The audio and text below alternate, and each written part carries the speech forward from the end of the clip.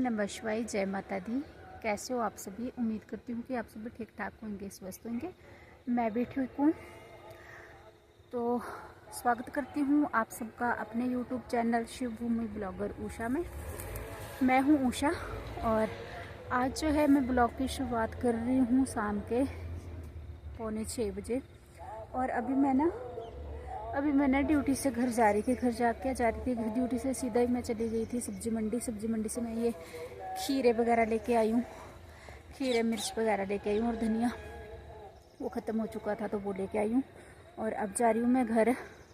मैंने बोला चल ड्यूटी से जाते जाते ये सब लेके जाती हूँ, फिर घर आके वापस कौन आएगा। तो फिर मैं चली गई थी सब्जी मंडी और वहाँ से अभी आ रही हूँ। और ये देखना हरे भरे सुंदर सुंदर कनक के खेतों में से होके जा रही हूँ। ये देखना चारों तरफ कनक के हरे भरे खेत। अब तो इस पे ना कनक के इस पे ये देखना कनक लग भी वाली है। इतने बड़े बड़े हम बोलते हैं इसको सिल्ले, इतने बड़े बड़े सिल्ले हो गए कनक के। अभी कुछ टाइम पहले ही जो तो यहाँ पे छोटे छोटे हुआ करते थे कनक पर 10-15 दिन में देखना कितनी बड़ी बड़ी कनक हो गई। और इसमें अच्छी अच्छी जो फसल है वो हो गई है। हमारे घर की साइड जो होता है ना इतनी जल्दी फसल तैयार नहीं होती है, क्योंकि वो हमेशा ना बारिश पे डिपेंड होती है। बारिश होगी तो भाई ठीक है हो जाएगी, नहीं तो फिर नहीं होगी। और मैक्सिमम आजकल तो सब लोगों ने बीजना ही छोड़ दिया है, क्योंकि बंदर ही नहीं छोड़ते तो क्या करना, मेहनत करके करना भी क्या जब बंदर ने छोड़नी है। यहाँ पे तो ऐसी कोई प्रॉब्लम नहीं है, तो यहाँ पे बहुत अच्छी कनक हो जाती है। और कनक के खेत में ना हरे भरे खेत में चलना बहुत अच्छा लगता है, बहुत अच्छा लगता है मेरे को। इसलिए मैं ड्यूटी से आते हुए ना सड़क की तरफ से नहीं जाती हूँ, इधर तरफ से ही आती हूँ मैक्सिमम। और वहाँ सामने सूरज भगवान जी जो हैं अभी थोड़ी देर में छुपने वाले हैं, कुछ ही मिनट में, इसलिए इसके जो कलर जो है बिल्कुल रेड रेड जैसा हो गया है। ये देखना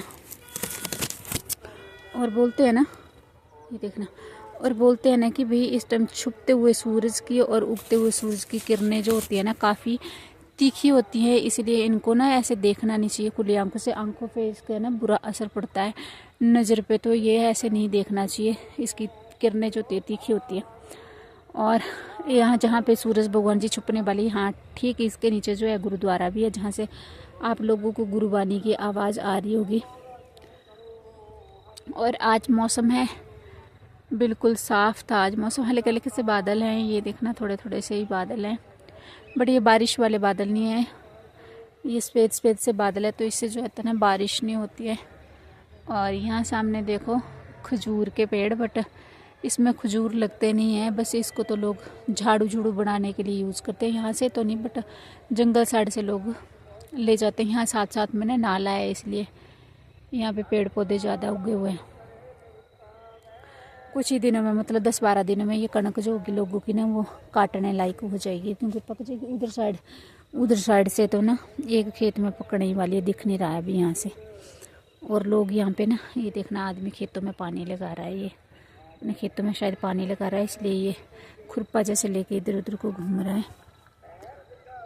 ये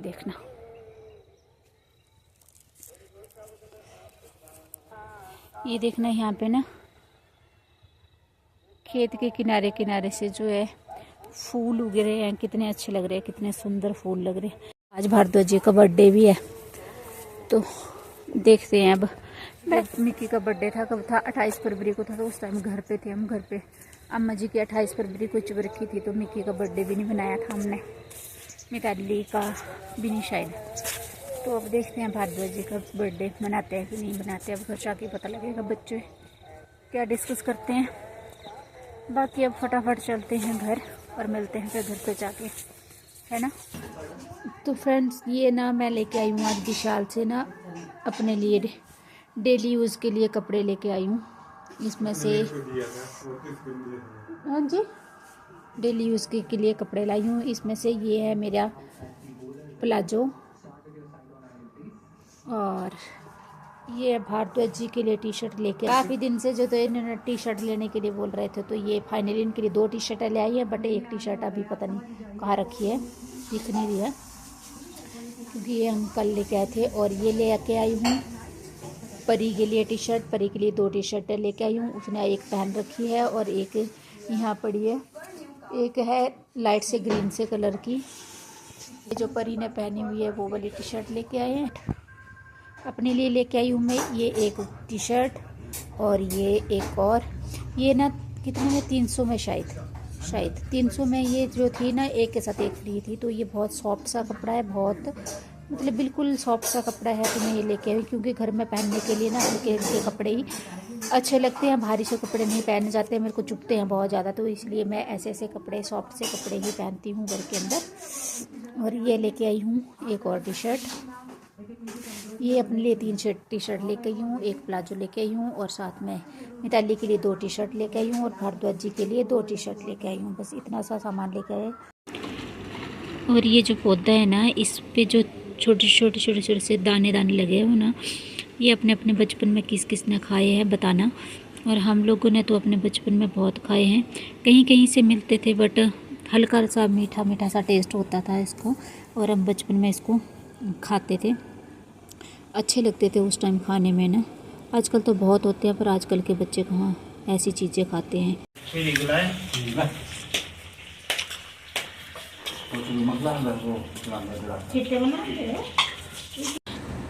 तो ये ना जब मैं घर गई थी तब मैंने सूट करा था, ये अम्मा जी की चुबरखी से ना एक दिन पहले का वीडियो। तो यहाँ पे हम ना बबरू बना रहे थे, क्योंकि हमारे चंबा में ना हर फंक्शन में जैसे शादी हो गई या चुबरी हो गई या फिर बोलते हैं शिव जी को जो देते हैं मनवाड़ा हो गया, तो उसमें जो है हम ना ये बबरू बनाते हैं या पूजा के लिए यूज़ करते हैं और खाने के लिए भी हम मैक्सिमम इसको यूज़ करते हैं।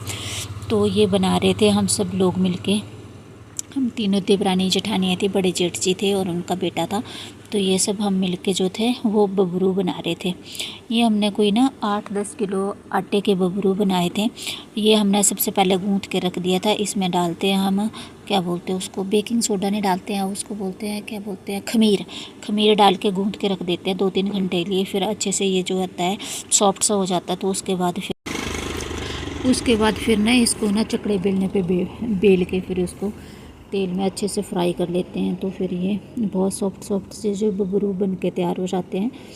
तो यहाँ पे हम तीनों दरानियाँ जेठानियाँ लगी हुई थी। ये तो आटा जो था मतलब काफ़ी सॉफ्ट हो चुका था, बबरू बनाने के लिए तैयार हो गया था। तो फिर यहाँ पे ये मेरी बड़ी वाली दीदी, जो मेरी सबसे बड़ी वाली जेठानी है, और इनके साथ में बैठी हुई है मेरी बीच वाली दीदी, यानी मेरी जो रियल सिस्टर है वो है, और इधर साइड बैठी हुई थी मैं। और साथ में जो बड़ी दीदी जो थी वो पेड़े बना के दे रही थी, और मैंने और दीदी जो थी ना वो चकले बेलने पे उसको अच्छे से बेल के दे रही थी, क्योंकि 8-10 किलो आटा बहुत होता है। तो फिर 4-5 जने लग के ही बनाया था हमने, हम तीनों लगी हुई थी, और साथ में बड़े भाई जी लगे थे, बड़े जेठ जी लगे हुए थे, और साथ में गुगू जो बड़े जेठ जी का बेटा है वो लगे हुए थे। हम तीनों जने वैसे बना के दे रहे थे, और वो दोनों जने ना फ्राई कर रहे थे। ये हमारी ना बीच वाली दीदी का किचन है। अभी तक तो उन्होंने अभी नया ही बनाया है, अभी तक तो इसमें सिर्फ प्लस्तर ही हुआ है, बाकी का काम अभी होने को था, बट चबरी आ गई थी। तो फिर हमने इसी किचन में जो है ये बबरू बना दी है। ईंट का ही चूल्हा बनाया हुआ है हमने ये भी।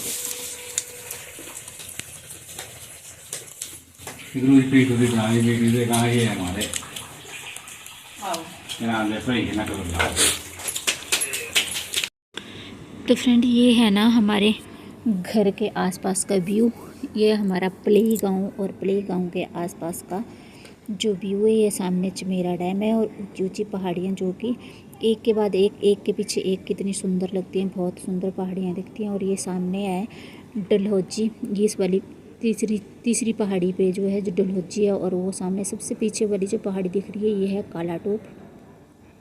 बहुत सुंदर सुंदर पहाड़ियाँ हमारे इधर। तो फ्रेंड्स, अगर आप लोगों को ना मेरी वीडियो पसंद आती है तो प्लीज़ वीडियो को लाइक कर दो, और अपने फैमिली फ्रेंड्स या फैमिली में शेयर कर दो, जहाँ कहीं भी आप शेयर कर सकते हो शेयर कर दो। तो मिलते हैं कल के नए ब्लॉग में, तब तक के लिए बाय बाय एंड जय माता दी।